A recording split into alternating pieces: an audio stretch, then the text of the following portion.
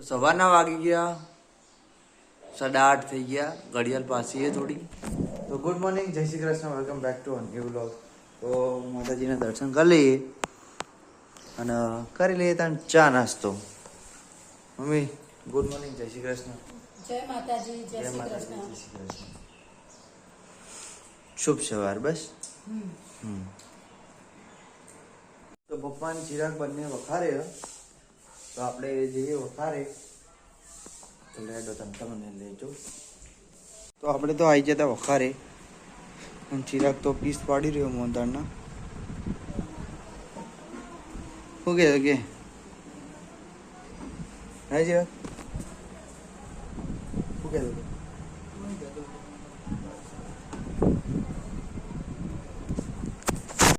તો દાળ ભાત બટેકાનું શાક રોટલી વાટીદાર ખમણ કાજુ કતલી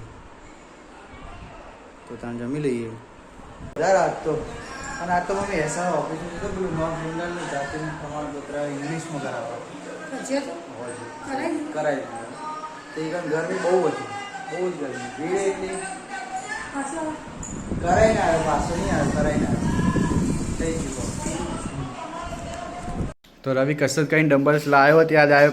રવિ ડમ્બલ્સ ઉઠાવવા તો ઘડીને રોટલા ના ખવાય, તો પનીર બનાવવા હતા. તો પનીર જ બનાવતા હતા, જોઈ લો તા પનીર જ ખવડાવીએ હતા. હા તો પનીર બનાવવું પડે. બોડી બની જાય રવિ જેવો જાડો. આહા અલ્યા તારી જો કસરત કરવાનું થાય ફૂલ. હવે પનીર જ ખાવાનું થાય, રોજ પનીર બનાવજો. હા પાડા જેવો થઈશ, પાડા જેવું જ થવાનું. તો આજ તો બની રહ્યો પનીરનું શાક ને રોટલી. રોટલી તૈયાર અને પનીરનું શાક. ચિરાગે બધું કરી દીધું. પનીર સમારી, રોટલી ડુંગળી સમારી. તો ચિરાગ બનાવી રહ્યો પનીર. ચિરાગ કેવું બનાવ્યું? આમ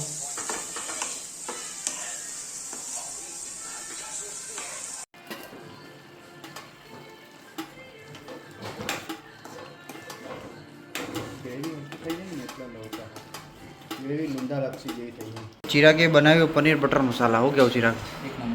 એક નંબરનું બનાવ્યું. કેવું લાગ્યું પપ્પા? ટેસ્ટ કર્યા વગર સરસ લાગ્યો પપ્પા તો. કેવું બન્યું ચિરાગ? એક નંબર. સરસ. તો ચિરાગે કીધું તું એમ પનીરનું શાક ને રોટલી. અને મમ્મી સવારે જ બોલીને જતી બપોરે હમણાં.